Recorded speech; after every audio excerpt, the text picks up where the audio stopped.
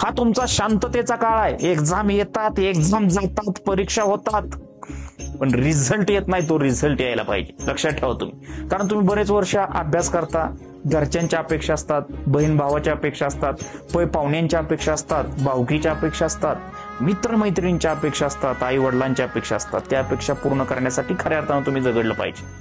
तुम्हाला सांगतो, हा शांततेचा काळ आहे. एक्झाम येणार, भरपूर एक्झाम येणार, एक्झाम जाणार, रिझल्ट लागणार. आपला अभ्यास सुद्धा तेवढा असावा, रिझल्ट मध्ये यायला पाहिजे. आणि म्हणून या शांततेच्या काळात तुम्ही जर जास्त घाम गाळला तर युद्धाच्या काळात तुम्हाला कमी रक्त सांडावं लागेल. म्हणून भयंकर अभ्यास करा, कष्ट करा. तुम्हाला म्हटलंय किती वाजलेत आता बघा, 11 वाजलेत, 12 वाजतील, अंधार अंधार अंधार होत जाईल. 1 वाजेल, 2 वाजेल, अंधार काळा कुट्ट होत जाईल. 3 वाजतील, 4 वाजतील, 5 वाजतील, पहाट जवळ येईल, 6 वाजतील, उजाडेल. लक्षात ठेवा, अभ्यास पण तसाच पाहिजे. लक्षात ठेवा, जेवढा अंधार काळा कुट्ट असेल तेवढी पहाट जवळ आलेली असेल. आणि म्हणून तुमचा जेवढा अभ्यास झालेला असेल तेवढा रिझल्ट जवळ आलेला असेल. हे तुम्ही विधान लक्षात ठेवा. आणि अभ्यासाला जास्त काय वेगळं करायचं नाही. तुम्हाला ओझवायचंय का, पावसात काम करायचंय का, उन्हात कष्ट करायचंय का, नाहीये.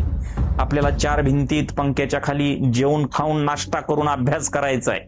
आणि तो जर तुम्ही केला, 100% मेहनत घेतली, 200% रिझल्ट येणार. बघा, एक दिवस तुमचा 100% येणार. लक्षात ठेवा, एक ना एक दिवस 100% तुमचा येणार. पेपर तुमच्या आवाक्यातलाच असणार, त्यावेळेस गुलाल तुमचाच असणार. हे वाक्य लक्षात ठेवा आणि अभ्यासाला लागा.